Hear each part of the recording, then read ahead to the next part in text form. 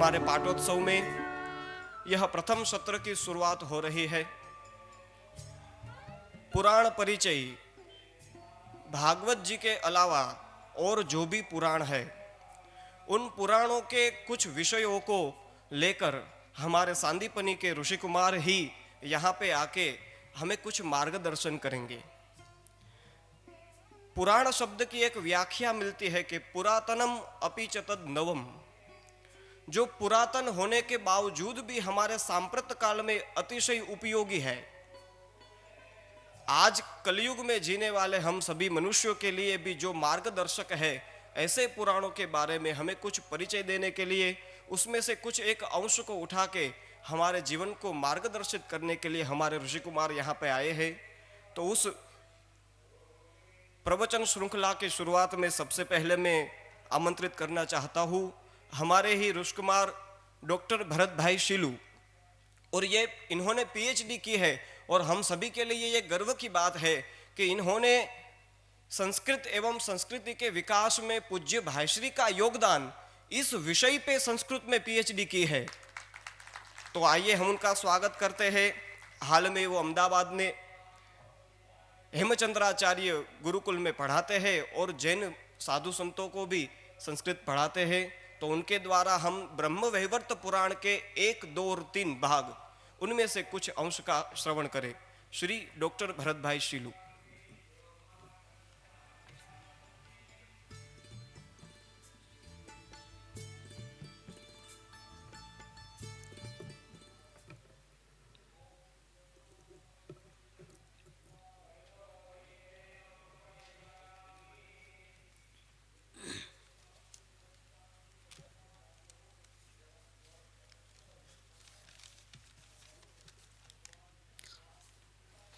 वर्णानाम् अर्थसंघानां रसानां छन्दसामपि मङ्गलानां च कर्तारो वन्दे वाणी विनायको। ब्रह्मानन्दं परमसुखदं केवलं ज्ञानमूर्तिं द्वन्द्वातीतं गगनसदृशं तत्त्वमस्यादिलक्ष्यम् एकं नित्यं विमलमचलं सर्वधी साक्षिभूतं भावातीतं त्रिगुणरहितं सद्गुरुं तं नमामि। भावातीतं त्रिगुणरहितं सद्गुरुं तं नमामि। परम पूज्य समुपस्थित श्री दिव्यानंद जी महाराज, पूज्य सद्गुरुदेव तथा गणेश दास जी महाराज इत्यादि संत, पधारे हुए भाई बहन, ज़्यादा औपचारिकता न करते हुए मुख्य विषय पर मैं आऊँगा। आज ये पुराण प्रवचन श्रृंखला का प्रारंभ हो रहा है। तो ये पुराण प्रवचन की श्रृंखला का एक उद्देश्य हमें ये भी लग रहा है कि पुराण समाज में जीवित रहे। तो लोगों को ये प्रश्न होता है कि पुराण शब्द का मीनिंग क्या होता है, पुराण शब्द का अर्थ क्या होता है। निरुक्त की दृष्टि से देखा जाए तो पुरा अनिति श्वसिति इज इक्वल टू पुराणम, अर्थात पुराण में 2 शब्द है, पुरा और प्लस अन। तो संस्कृत वांग्मय में धातु पाठ में अनक श्वसक प्राणने एक धातु है, अन प्राणने, अर्थात पुरा अनिति मतलब पहले से जो, श्वसिति मतलब पहले से जो सांस ले रहा है, पहले से जो जीवित है। मतलब किससे पहले से, तो ये प्रश्न होगा, मतलब पहले से जो जीवित है। एक ये निरुक्त व्युत्पत्ति के अनुसार पुराणम शब्द का मीनिंग, अर्थ ये होता है। याज्ञवल्क्य स्मृति में एक ये व्युत्पत्ति दी हुई है, पुरा अनिति श्वसिति इति पुराणम। दूसरा पद्म पुराण के सृष्टि खंड में पुराण शब्द की बात आई है इसी प्रमाण में कि पुराणम सर्वशास्त्राणां प्रथमं ब्रह्मणा स्मृतम अनंतरम च वक्तृभ्यो वेदास्तस्य निर्गताः। अर्थात सर्वशास्त्राणां प्रथमं ब्रह्मणा पुराणम स्मृतम, सभी शास्त्र मतलब उसमें वेद शास्त्र भी आ गए, वेद भी आ गए। मतलब ये बता रहा है कि वेदों के पहले भी पुराण का अस्तित्व है। ये पद्म पुराण में भी ये प्रमाण मिलता है और याज्ञवल्क्य स्मृति में भी ये प्रमाण है कि वेदों से पहले भी, मतलब पूरा का मतलब पहला होता है, तो वेदों के पहले भी जिसका अस्तित्व है ये पुराण है। अब व्याकरण शास्त्र की दृष्टि से भी एक देखा जाए, वो निरुक्त व्युत्पत्ति थी। व्याकरण शास्त्र में पूरा और अन, अन एक प्रत्यय है जो यू के स्थान में अन होता है, मतलब पूरा भवम पुराणम, मतलब पहले जो हुआ है, हो गया है ऐसा नहीं, क्योंकि भवम में जो प्रत्यय है होने वाला, भूतकाल में नहीं है, मतलब वो कर्ता अर्थ में है, मतलब पहले से जो है उसको कहते हैं पुराण। अब यहाँ है आज संवाद जिस पर है व्याख्यान ब्रह्म वैवर्त पुराण। तो पुराणों में, सभी पुराणों में जो महात्म्य आता है उसमें पुराणों में भी वो मुकुट की तरह विराजमान है, ऐसा जो ब्रह्म वैवर्त पुराण है। तो ब्रह्म शब्द, वैवर्त शब्द और पुराण शब्द, हमने पुराण शब्द का अर्थ जाना संक्षिप्त में। अब ब्रह्म शब्द का क्या मीनिंग होता है, तो हम सब जानते हैं ब्रह्म यानी परब्रह्म परमात्मा, ब्रह्म यानी आत्मा, ब्रह्म यानी वेद, ब्रह्म यानी ब्राह्मण, ब्रह्म यानी ब्रह्मा, ब्रह्म यानी अनेक अनेक अर्थ होते हैं। तो ब्रह्म का विवर्त, विवृत शब्द का मीनिंग होता है विस्तार। शब्दकोश में भी लिखा है विवृत माने विशालता, विवृत माने जिसका व्याख्यान किया हुआ है वो, वि उपसर्ग पूर्वक वृ धातु वर्णन करने अर्थ में है, मतलब जो जिसका वर्णन हो चुका है वो विवृत। विवृतम एक ब्रह्म वैवर्त पुराण में ही शौनक जी, सूत जी कह रहे हैं कि सारभूतम पुराणेषु केवलम वेद संहितम विवृतम ब्रह्म कार्ष्ण्यम च कृष्णेन यत्र शौनक, मतलब भगवान श्री कृष्ण ने संपूर्ण परब्रह्म, मतलब अपना ही निरूपण जहाँ विवृतम, मतलब जिसका विवरण किया है, भगवान ने ही ब्रह्म का विवरण जहाँ किया हुआ है। गुजराती शब्दकोश में विवृत शब्द का मीनिंग है खुल्लू करવું, मतलब परमात्मा ने अपने आप को जहाँ खुला कर दिया है, ऐसा जो पुराण है वो ब्रह्म वैवर्त पुराण है। वैवर्त का मीनिंग ये होता है। तो ब्रह्म वैवर्त पुराण में 18,000 श्लोक बताए गए हैं, जिसमें 4 खंड है। पहला खंड है ब्रह्म खंड, दूसरा खंड है प्रकृति खंड, तीसरा गणेश खंड और चौथा श्री कृष्ण जन्म खंड। अब ब्रह्म खंड में परब्रह्म परमात्मा का संपूर्ण निरूपण है और वो पढ़ने लायक है, एकदम बढ़िया है। दूसरा है प्रकृति खंड, जिसमें देवी नाम चरितम महत, देवियों का जहाँ चरित्र बताया गया है, तंत्रोपासना, विविध स्तोत्र, विविध रोगों से मुक्ति पाने के लिए भिन्न भिन्न प्रकार के मार्ग, ये प्रकृति खंड में बताए गए हैं। श्री यंत्र इत्यादि का वर्णन भी प्रकृति खंड में आता है। तो देवी नाम चरितम महत प्रकृति खंड में, और गणेश खंड में है भगवान गणेश का जन्म, और भृगु और गणेश जी का बहुत बढ़िया संवाद बताया गया है। और श्री कृष्ण जन्म खंड मतलब वहाँ उसमें भगवान श्री कृष्ण से लेकर जन्म से लेकर सब कथाएं जो प्रसिद्ध है वो सब। तो 4 विभागों में विभक्त है ब्रह्म वैवर्त पुराण। अब मैं सोच रहा था कि किस पर मैं बोलूँ, क्योंकि ब्रह्म वैवर्त पुराण उसमें ये 3 खंडों में से क्या बोलना, तो मैं सोचा कि कुछ ऐसा विषय लिया जाए जो सांप्रत काल में भी जो उपादेय हो और सबको अच्छा भी लगे। क्योंकि ब्रह्म है, ब्रह्म का मीनिंग भी एक होता है, आनंद भी होता है, ये बात कहनी रहेगी। मतलब ब्रह्म शब्द ब्रूहु वृद्धौ से बना है, मतलब वृद्धि का मीनिंग होता है बढ़ना, तो जो बढ़ता ही रहे, क्योंकि आनंद बढ़ता ही रहता है ना। सुख और दुख वो द्वंद्व है, उसमें बढ़ोतरी घटोतरी सुख दुख में आ सकती है, लेकिन ब्रह्म का मीनिंग है जो बढ़ता ही रहे, बढ़ता ही रहे। तो ब्रह्मति वर्धते इज इक्वल टू ब्रह्म, जो बढ़ता ही रहे, आनंद बढ़ता ही रहता है।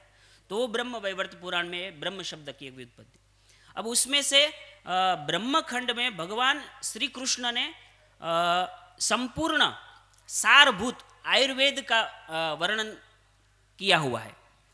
उसमें एक ऐसी कथा आती है कि उपबर्हण नाम के गंधर्व देवों की परिषदा में जाते हैं, जहाँ रंभा आदि अप्सराओं का नृत्य देखते हैं और उनके आँख में विकार की उत्पत्ति होती है, और अनंतर वो स्वयं पश्चाताप महसूस करते हैं, और ब्रह्मा जी के कुछ शाप के कारण वो उपबर्हण नाम के गंधर्व अपना योग विद्या से अपना शरीर का त्याग कर देते हैं। और उपबर्हण नाम के गंधर्व मतलब वही नारद जी का आत्मा। तो उपबर्हण नाम के गंधर्व के उस समय 50 गांधर्व कन्याएं उनकी पत्नी थी। उसमें एक प्रेयसी थी, प्रियतमा थी, उनका नाम था मालावती। अब मालावती वहाँ आकर एकदम करुण विलाप करने लगी कि मेरे पति को कैसे भी आप लोग जीवित करिए, कुछ भी हो जाए, और वो साध्वी थी, सती थी, तपोबल वाली थी। तो देवता लोग बोले कि हम जीवित नहीं कर सकते, तो बोले मैं शाप दे दूंगी। यदि शाप दे दूंगी तो उस डर के कारण भगवान विष्णु की सब देवता लोग प्रार्थना करते हैं। भगवान विष्णु वहाँ स्वयं एक ब्राह्मण का रूप धारण करके आते हैं और मालावती को ज्ञानोपदेश देते हैं, समझाते हैं और ये भी बताते हैं कि मैं तेरे पति को जीवित कर दूंगा, उसमें भी सक्षम हूँ। काल को बुलाते हैं, मृत्यु को बुलाते हैं और सब चर्चाएं करते हैं। तो मालावती एक प्रश्न करती है कि किस प्रकार से व्यक्ति को मृत्यु आती है, किस प्रकार से वृद्धावस्था आती है और ये रोग जो व्यक्ति के मन में, शरीर में घुस जाते हैं, उनका निवारण का उपाय क्या है। तो प्रभु आप कृपा करके मुझे वो बताइए। अरे भगवान विष्णु ब्राह्मण का जो स्वरूप है वो स्वयं आयुर्वेद का उपदेश देते हैं। यह नाम दिया है ब्रह्म वैवर्त पुराण में वैद्यकीय संहिता। ब्रह्म खंड में 16वें अध्याय में संपूर्ण वैद्यकीय संहिता का वर्णन किया हुआ है। मतलब पहले जो श्लोक है वो तम वृद्धावस्था नोपैति, ऐसे लोगों को वृद्धावस्था नहीं आती, कैसे लोगों को वृद्धावस्था नहीं आती, वो पूरा वर्णन दिया हुआ है। मतलब वृद्धावस्था यदि हमें ना आए तो ब्रह्म वैवर्त पुराण पढ़ना चाहिए, तो हमारा वार्धक्य कम हो सकता है। अब उसमें मूल जो बात कही है वो भगवान कहते हैं कि मूल रोगों के 3 कारण हैं, वात, पित्त और कफ। कहते हैं ज्वरस्य सर्वरोगाणाम जनकः कथितः सति। हे सती, सर्वरोगाणाम जनकः ज्वरः किंतु पित्त श्लेष्म समीराश्च ज्वरस्य जनकास्त्रयः। वात, पित्त और कफ ये तीनों ज्वर के जनक है। मतलब बुखार इत्यादि रोग जो आते हैं उन रोगों को पैदा करने वाले हैं। मतलब हमारे शरीर में वात और पित्त और कफ ये तीनों होते हैं और उनकी आवश्यकता ही है। यदि वायु नहीं रहेगा हमारे शरीर में, आज आयुर्वेद में ये होता है कि ये खाने से वायु बढ़ता है, ये खाने से पित्त बढ़ता है और ये खाने से कफ बढ़ता है, इसलिए लोग खाना छोड़ देते हैं। तो जब मिसअंडरस्टैंडिंग हो जाती है आयुर्वेद के ज्ञान के विषय में तो व्यक्ति पतला हो जाता है। मैंने कई ऐसे वैद्यों को भी देखा है, ऐसे आयुर्वेद का अध्ययन करने वालों को भी देखा है कि धीरे धीरे स्वास्थ्य बिगड़ जाता है, क्योंकि कुछ न कुछ खाने से कुछ न कुछ तो होगा ही। लेकिन क्या खाना है, कैसा खाना है, आयुर्वेद ये कहता है स्वस्थस्य स्वास्थ्य रक्षणम आतुरस्य च भेषजम। मतलब स्वस्थ आदमी है उसके स्वास्थ्य का रक्षण करना है। और आतुरस्य भेषजम मतलब जो बीमार है उसका औषध। आयुर्वेद ऐसा नहीं कहता कि आप औषध लो, आप दवाई लो, वो तो कहता है कि आपकी जीवन शैली ऐसी होनी चाहिए। तो दिनचर्या और ऋतुचर्या, आर्यभट्ट ने भी सुश्रुत संहिता में भाव प्रकाश में पहले दिनचर्या और ऋतुचर्या का संपूर्ण बढ़िया सा वर्णन किया हुआ है। उस प्रकार से यदि व्यक्ति जिए तो औषध की आवश्यकता ही नहीं, और औषध लेने के लिए वो सिखाता ही नहीं। आयुर्वेद कहता है कि आप अजीर्ण हो जाए तो अजीर्णे भोजन त्याग। और आयुर्वेद में एक विद्वान ने 1,000 श्लोक बनाए थे। तो राजा के पास गया, राजा ने बोला कि आप मेरे ये श्लोक सुन लीजिए, मेरा शास्त्र मैंने रचा है, सुन लीजिए। मुझे टाइम नहीं है। बार बार गया तो छोटा छोटा करते करते 1 श्लोक का चतुर्थ पाद, ये मैं संक्षेप में कथा कह रहा हूँ, 1 श्लोक का चतुर्थ पाद आयुर्वेद का सार, अजीर्णे भोजन त्याग, अजीर्णे भोजनम। तो आयुर्वेद हमें ये सिखाता है कि किस तरह से हमें स्वस्थ रहना है। और वो संपूर्ण आयुर्वेद का वर्णन संक्षेप में भगवान श्री हरि विष्णु स्वयं मालावती को उपदेश कर रहे हैं कि ये वात पित्त श्लेष्म समीराश्च ज्वरस्य जनकास्त्रयः एते यथा संचरन्ति स्वयं यान्ति च देहेषु तमेव विविधोपायम साध्वी मत्तो निशामय। ये वात, पित्त और कफ जिस प्रकार से संचरन्ति देहिषु, जिस प्रकार से हमारे शरीर में संचरणशील है, आयुर्वेद में कफ और पित्त को पंगु माना गया है। मतलब वो चल नहीं सकते क्योंकि उसके पास पैर नहीं है। यहाँ ऐसा कहें कि वायु के कारण चलते हैं, क्योंकि वायु संचरणशील है, वायु क्रियाशील है। तो कफ और पित्त ये दोनों पंगु है, लेकिन वायु के बल से पूरे शरीर में घूमते हैं। एते च यथा संचरन्ति स्वयं यान्ति च देहिषु तमेव विविधोपायम साध्वी मत्तो निशामय। मुझसे सुनो तुम इसके उपाय। कहते हैं कि अब ये बता रहे मुख्य 3 चीजें, वात, पित्त और कफ। उसमें मैंने ये लिया है कि वात का कारण, मतलब वात प्रकोप कैसे होता है और वायु का समन, पित्त प्रकोप कैसे होता है और पित्त का शमन, और कफ का प्रकोप कैसे होता है और कफ का समन। ये सूक्ष्म बातें हैं, हम समझ लेना थोड़ी भी, आयुर्वेद में हम रुचि लेना। वो पुराण इसलिए कहा गया, अभी जैसे हर्षित भाई ने कहा ना कि जो पुरातन है फिर भी वो नित्य नूतन है, तो हम थोड़ी भी इसमें से ये बात समझ लेना कि किस तरह से अपने आप को स्वस्थ रखा जाए, किस तरह से हम अपने आप को स्वस्थ रख सकते हैं, थोड़ा ज्ञान पाना है। उसके कारण ये होता है हम कई ऐसी एलोपैथी गोलियों से हम बच सकते हैं, क्योंकि गोलियों से साइड इफेक्ट तो स्वाभाविक हमारे शरीर में होगा ही। तो ये जानना बहुत आवश्यक है। केवल वात पित्त और कफ, सभी रोगों में मूलभूत कारण यही है कि वात पित्त और कफ रहेंगे। तो उसमें पहले पित्त का प्रकोप, जैसे हमारे शरीर में पित्त का प्रकोप हो जाता है। पित्त का प्रकोप माने क्या, आंखें हमारी लाल हो जाती है और शरीर जलने लगता है, थोड़ी सी धूप अच्छी नहीं लगती, थोड़ा गर्म खा लेंगे तो अच्छा नहीं लगता। तो ये पूरा जो पित्त है, और हम सबको ये अनुभूति होती है, हम सब समझते हैं कि ये पित्त के कारण ये है। तो हम थोड़ा समझ ले कि ऐसा हो तो क्या किया जाए, ऐसा होने के लिए क्या कोई ऐसे ठंडे इंजेक्शन, वो सब साइड इफेक्ट होगी, इसलिए क्या किया जाए। तो कहते हैं कि पहले ये बता रहे हैं कि पित्त के प्रकोप के कारण क्या है। कहते क्षुधि जाज्वल्य मानायाम आहाराभाव एवच प्राणिनाम जायते पित्तम चक्रे च मणिपुर के। यदि व्यक्ति को भूख लगी है, एकदम जोरों से तगड़ी भूख लगी है, और उसको भोजन ना मिले या वो भूखा रहे, तब भी वो पित्त का प्रकोप हो सकता है। क्योंकि भूख न मिले तो वो पित्त सक्रिय होगा और कुछ न कुछ खाएगा। जैसे भाव प्रकाश में एक श्लोक है कि याम मध्येन भोक्तव्यम याम युग्मम न लंघयेत। जैसे सुबह का प्रथम याम मतलब 6 से 9 वो प्रथम याम हुआ, तो याम मध्येन भोक्तव्यम, कहा कि प्रथम याम में कुछ नहीं खाना चाहिए। भाई क्यों नहीं खाना चाहिए प्रथम याम में, तो कहा कि याम मध्य रसोत्पत्ति, याम मध्य न भोक्तव्यम याम युग्मम न लंघयेत। मतलब प्रथम याम मतलब पहला प्रहर, मतलब 6 से 9 3 घंटे का प्रथम प्रहर, फिर 9 से 12 दूसरा प्रहर, तो उसको संस्कृत में याम कहते हैं।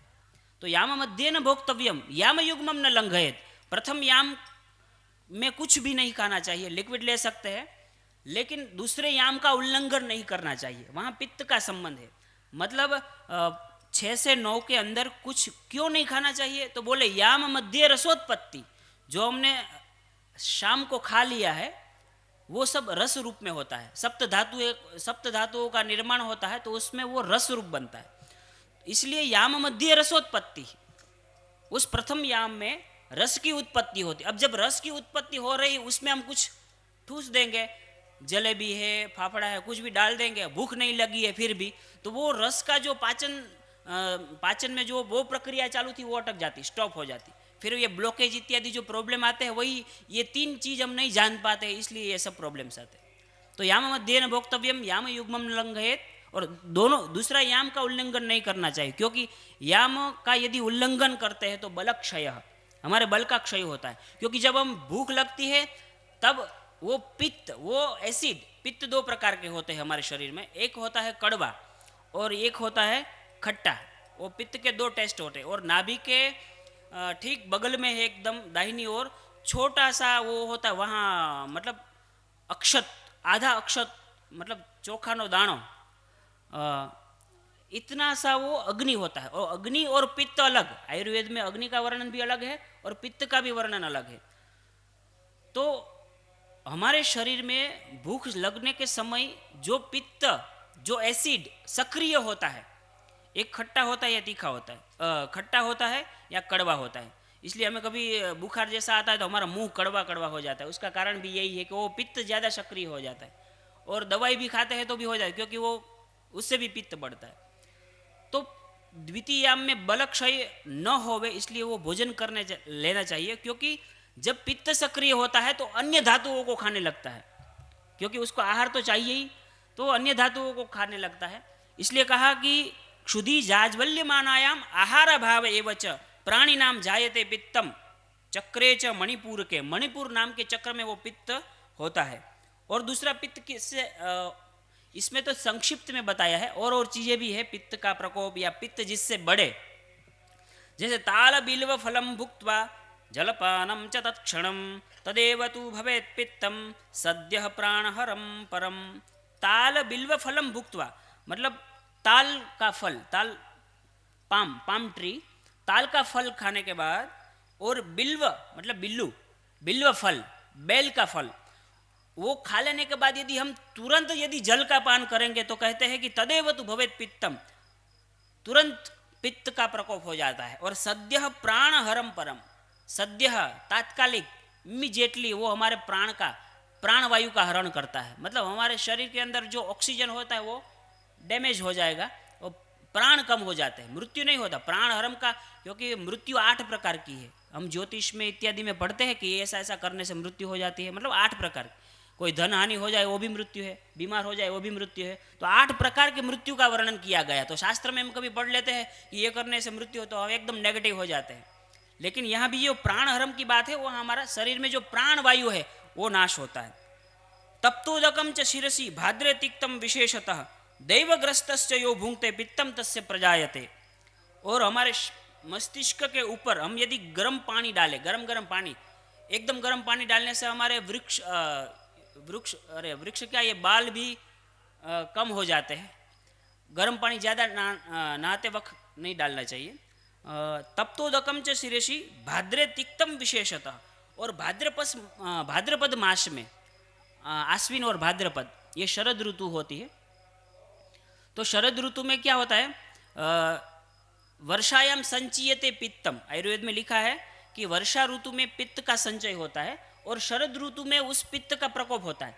तो वैसे ही वो पित्त ब्लास्ट हो रहा है, प्रकोप हो रहा है, और उस समय यदि हम कुछ पित्त करने वाली चीज़ें, खट्टी, कड़वी, ज़्यादा धूप में घूमना, ज़्यादा और अग्नि का ताप लेना, उससे पित्त बढ़ता है। तो शरद ऋतु में ये लिखा है भाद्रपदे तिक्तम विशेषतः दैवग्रस्तश्च यो भुंक्ते, मतलब जिसकी मत मारी गई है वो यदि खाता है तो पित्तम तस्य प्रजायते।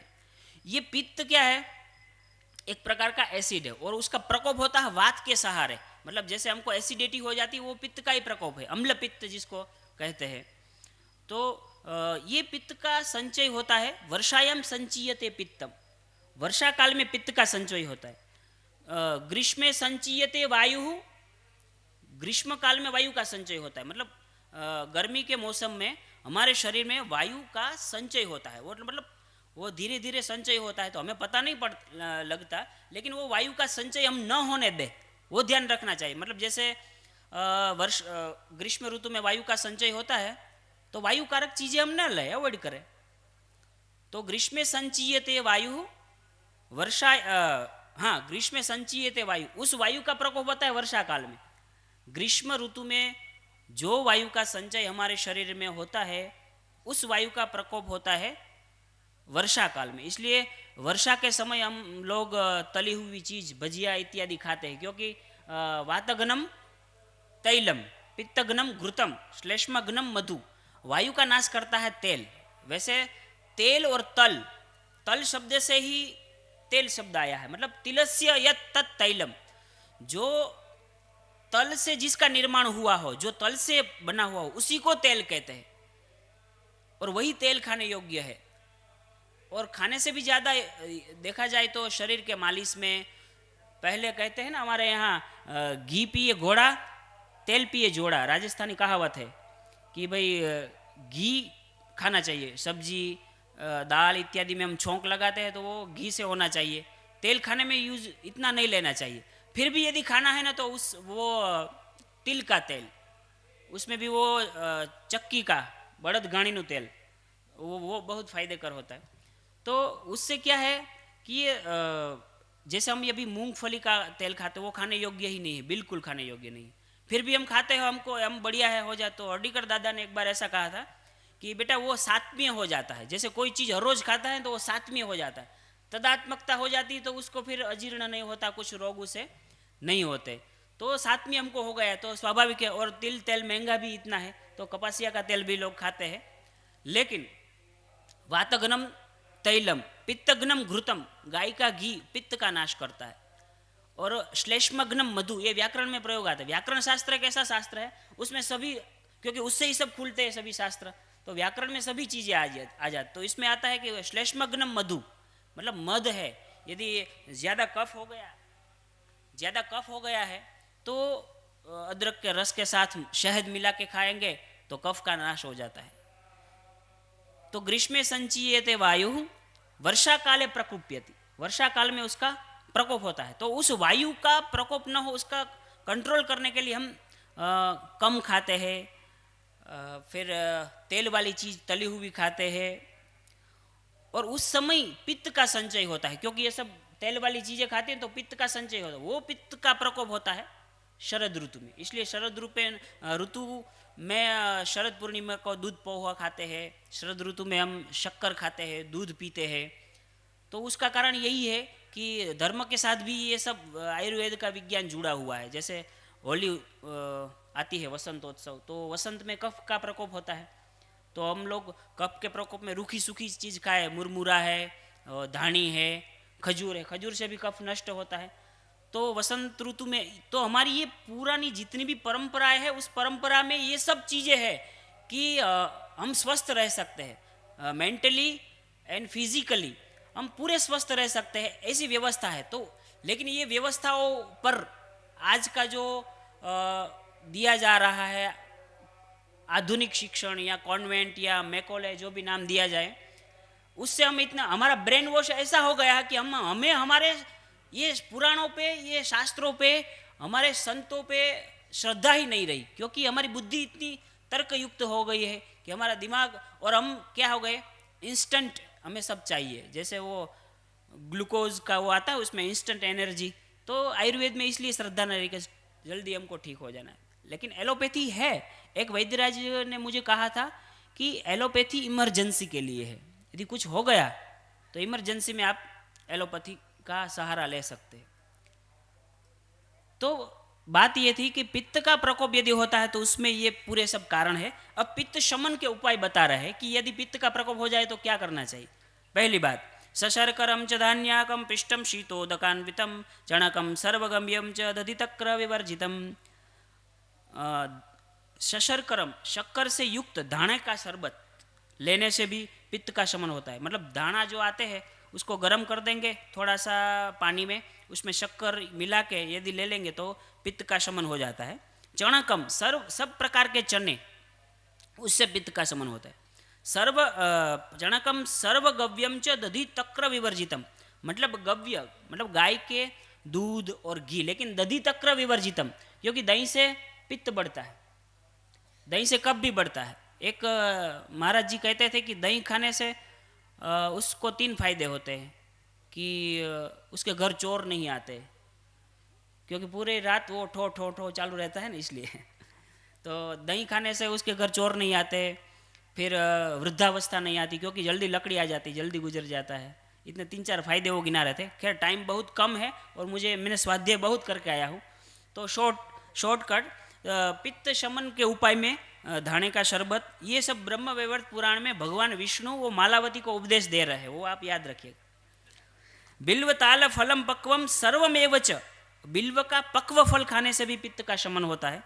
ताल का भी फल पक्व खाने से पित्त का शमन होता है। आर्द्रकम मुद्गसूपम च तिलपिष्टम सशर्करम, अदरक, जैसे हम चाय में अदरक डालते हैं, और आयुर्वेद में लिखा है भोजनाग्रे सदा पथ्यम लवणाद्रक भक्षणम, भोजन के शुरुआत में सदा पथ्य है, कोई भी हो, जैसे पित्त का प्रकोप हो या वात हो, कुछ भी हो, लेकिन भोजन के शुरुआत में लवण और अदरक के छोटे छोटे टुकड़े, उसमें लवण मतलब ये जो अभी समुद्री लवण वो नहीं, सेंधा नमक आता है वो पहाड़ का, ये फैन का है, वो एक पहाड़ है, पत्थर है, उसका चूरा बनाया हुआ वो सैंधव नमक है। ऐसा मैंने पढ़ा था कि प्राचीन काल में अच्छे लोग जो होते हैं ना, बड़े बड़े रीच, वो लोग सैंधव नमक ही खाते थे। तो मतलब जो रीच हो तो वो तो खा सकते हैं ना, तो सैंधव नमक, अदरक, उसमें नींबू, तो भोजनाग्रे सदा पथ्यम लवणाद्रक भक्षणम। अब पित्त क्षय करम सद्य बल पुष्टि प्रदम परम पित्तनाशम च तद्बीजम उक्तम अन्य निबोध में। हे साध्वी, ये पित्त का क्षय करने वाले हैं, गाय का दूध है, ईख का रस है, मूंग की दाल है। क्योंकि जो हम अरहर की दाल खाते हैं ना रोज, वो अरहर की दाल क्या है, वो पित्त और वातल और पित्तल है, वायु और पित्त दोनों को बढ़ाती है अरहर की दाल। इसलिए वैद्यराज वो मूंग की दाल कहते हैं। गुजराती में हमारे कहावत है मग आपे पग, मतलब मग पग आपे, बीमार होता है वो भी मूंग की दाल खाते हैं। तो घी में छोंक लगा के वो बढ़िया से खा, उससे पित्त का शमन भी होता है। मतलब जिसका दिमाग गर्म रहता हो, जिसको मतलब जो जो पित्त के प्रभाव के कारण वो रोग जो है, तो पित्त का शमन हो सकता है और उससे बहुत बड़े फायदे भी हो सकते हैं। पित्त क्षयकरम सद्य बल पुष्टि प्रदम परम पित्तनाशम च तद्बीद्यम उक्तम अन्य निबोध में। तो हे साध्वी और मुझसे सुनो। अब वो सुनाएंगे लेकिन मेरा टाइम पूरा हो गया है। तो ये पित्त की बात हुई, और कभी टाइम मिलेगा तो पूरा करेंगे। तो ये पित्त की बात हुई। अब कफ की बात है। तो हेमंते शॉर्टकट में बात करो, हेमंते संचीयते कफः वसंते प्रकुप्यति। हेमंत कार्तिके मार्गशीर्षेस्तु हेमंतर्तो समागम। कार्तिक और मार्गशीर्ष मास में हेमंत ऋतु आती है। तो उस हेमंत ऋतु मतलब ये उस ऋतु में हम थोड़ा ठंडा भी वातावरण रहते हैं, तो हम सब ये खाते हैं कुछ घी वाली चीज़, पैत गुंदर वाली चीज़, उससे हमारे शरीर में कफ संचित होता है। वो वसंत ऋतु में उसका प्रकोप होता है। वो प्रकोप न हो उसके लिए वो शुष्क चीज़ें खाई जाए, मुरमुरा, धानी इत्यादि, तो वो उससे कफ का शमन हो जाता है। और कफ का नाश के लिए ये बताया है कि वहनि स्वेदम भ्रष्टभंगम, मतलब अग्नि से पसीना निकालना, पक्व तेल विशेषकम, विशेष प्रकार के तेल से भी कफ का नाश होता है। भ्रमणम, वॉकिंग करने से भी कफ का, जिसको सर्दी कफ हो जाए तो वॉकिंग करे तो अच्छा है, क्योंकि आलस्य आता है कफ के कारण। शुष्क भक्षम, सूखा पदार्थ खाना, शुष्क पक्व हरितकी, सूखी हरड़े, पिंडारकम अपक्वम च रंभाफलम अपक्वकम, कच्चा केला खाने से कफ का नाश होता है। वेसवार सिंधुवार अनाहारम अपानकम, अनाहारम आप उपवास करेंगे तो भी सर्दी कफ कम हो जाएंगे, क्योंकि लंघन करने से, लंघनम सर्वम औषधम, सभी रोगों यदि होते हैं तो पहले हम लंघन कर ले, आयुर्वेद के हिसाब से उपवास कर ले और गुनगुना पानी पिए तो वो भी एक बढ़िया औषध है। अपानकम, जिसको कफ सर्दी ज़्यादा होता है वो पानी न पिए, मतलब कोल्ड ड्रिंक्स ना पिए, ठंडा पानी, फ्रिज का पानी, मटके का पानी भी मत पिए। वो तांबे में उसको उबाल कर उसमें एक सौंठ का टुकड़ा डाल देंगे ना, तो वो वायु भी नहीं करेगा, वो बढ़िया सा पानी हो जाता है। क्योंकि मैंने पढ़ा है कफ शब्द की व्युत्पत्ति बहुत बढ़िया है। केन फलती इति कफः, कम जलम, कम जलम, केन फलती इति कफः, मतलब जो पानी से बढ़ता है हमारे शरीर में, क्योंकि ठंडा पानी पी लेते हैं या ठंडी कुछ हो जाती है तो उससे वो बढ़ता है। इसलिए यहाँ लिखा है अपानकम, मतलब पानी न पीना। न पीना का मतलब ये नहीं कि पानी छोड़ दो, गुनगुना या प्यास लगे तब। वैद्यराज तो कहते हैं, ये आज आधुनिक लोग में ये प्रचार हो रहा है सब्जी खाओ, फूल पानी पियो, वास्तव में ऐसा है ही नहीं। सब्जी से तो आयुर्वेद में लिखा है ज़्यादा सब्जियाँ खाने से उदर रोग होता है, मल ज़्यादा बनता है, और ज़्यादा पानी पीने से जलोदर रोग भी होता है और भूख भी कम हो लगती है। इसलिए वैद्यराज ऐसा कहते थे कि आपको प्यास लगे तब पानी पियो, आपको शरीर को क्या सूट हो रहा है वो देखो। क्योंकि इतना बाहर मार्गदर्शन रहित साहित्य बढ़ गया है ना, तो सब लोग सब कुछ भी पढ़ सकते हैं, और गुरु के बिना वो ग्रंथ पढ़ लेते हैं तो वो अर्धविद्या भयंकरी हो जाता है। इसलिए गुरु की आज्ञा में रहकर हम संस्कृत साहित्य में जो भी बताया हमें पढ़ना चाहिए। तो उसमें ये कफ नाश के उपाय है। और लास्ट में वायु बढ़ जाता है, क्योंकि ग्रीष्म संचीयते वायु वर्षा काले प्रकुप्यति, वर्षा काल में जब वायु का प्रकोप होता है। अब वायु होता है किससे, ये हमें समझना चाहिए। हमारे शरीर में जैसे गैस हो गया, सिर दर्द होता है, जैसे कमर में दर्द होता है पीछे, वो वायु के कारण भी होता है। तो उसमें भोजनांतरम सद्य गमनम, भोजन के बाद तुरंत पैदल यात्रा नहीं करनी चाहिए। धावनम, दौड़ना नहीं चाहिए भोजन के बाद। छेदनम, कुछ काप कुप का काम नहीं करना चाहिए। वहनी ताप नहीं लेना, अग्नि से तापना नहीं चाहिए। शश्वत भ्रमणम, अमैथुनम, विषयों का सेवन नहीं करना चाहिए। निरंतर भ्रमण नहीं करना चाहिए। मन में संताप नहीं करना चाहिए, क्योंकि मन में संताप करते हैं तो वायु बढ़ता है। आयुर्वेद में लिखा है चले वाते चलम चित्तम, निश्चले निश्चलम भवेत। यदि वायु चलित हो जाता है तो चित्त चलित हो जाए, और चित्त चलित हो जाए तो वायु का प्रकोप ज़्यादा बढ़ता है। इसलिए चले वाते चलम चित्तम। आयुर्वेद में वायु के 90 रोग है। पित्त के 40 और कफ के 20 ही है। इसलिए वायु, प्राणवायु या वायु जितना कंट्रोल हो तो उससे बहुत बड़ा फायदा हो सकता है, मन शांत रहता है। कटु वाक्यम भयम शोक, हम किसी को कड़वा वाक्य कह दे, किसी को बुरा बोल दे तो भी वायु का प्रकोप होता है। इसलिए कटु वाक्य नहीं, भयम डरना नहीं चाहिए, शोक केवलम वायु कारणम, इससे वायु होता है। और वायु के नाश के उपाय बताए हैं, पक्वरंबा फलम चैव, पक्का केला, सबीजम शर्करोदकम, बीजोरा नींबू का शरबत, नारियल पानी, माहिशम दधी, भैंस का दही खाने से भी वायु का शमन होता है, लेकिन उससे कफ बढ़ता है। लेकिन वायु जब हो गए तो ये उपाय करना आवश्यक है। मिष्टम च केवलम ससरकरम, दही खाना चाहिए, केवल ऐसे ही नहीं, या मीठा हो उसमें या शर्करा डालो, स्वाभाविक रूप से मीठा हो या शर्करा से युक्त। सद्य पर्युषितान्नम सौवीरम शीतलोदकम, पक्व तैलम विशेषम च तिल तैलम च केवलम, लांगली ताल खरजूरम उष्णम आमलकी द्रवम, नारियल का पानी, मीठा पानी पीने से भी वायु का शमन होता है। शीतोष्णादक स्नानम च सुस्निग्धम चंदन द्रवम, स्निग्ध पद्म पत्र तल्पम, स्निग्ध चिकने कमल के पत्तों के ऊपर शैया करने से भी वायु का शमन होता है। एतत्ते कथितम वत्से सद्यो वायु प्रणाशनम, हे वत्से, हे मालावती, मैंने तुमको ये सद्य वायु प्रणाशनम, जिससे वायु का नाश हो, ऐसी बात मैंने तुम्हें आज बताई। और तुम्हारी जिज्ञासा हो तो पूछो। फिर वो संवाद चलता है, बहुत बढ़िया भगवान ज्ञान देते हैं आयुर्वेद का। और लास्ट में सभी देवता मिलकर उपबरहण नाम के गंधर्व को जीवित करते हैं और मालावती की इच्छा पूर्ण होती है। और भगवान विष्णु ने संपूर्ण सभासदों को आशीर्वाद देकर वो प्रस्थान कर रहे हैं। और मैं भी अब प्रस्थान की अनुमति चाहूँगा। Thank you very much. और मुझे स्वाध्याय का मौका दिया पूज्य भाई श्री ने और हार्दिक भाई ने, यहाँ गुरुदेव ने भी, कि वो स्वाध्याय करने का मौका दे। मैं बहुत बहुत कृतज्ञ और धन्यवाद व्यक्त करता हूँ। Thank you very much. श्री हरिम परमानंदम उपदेष्टारमीश्वरम व्यापकम सर्वलोकानां कारणम तम नमाम्यहम। सुबह वाले प्रवचन में पुराण चर्चा और हमारे ऋषि कुमारों के द्वारा होगी।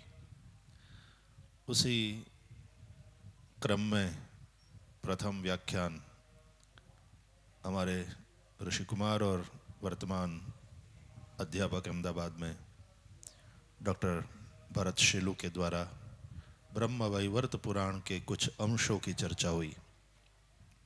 हम सब ब्रह्म का ही विवर्त है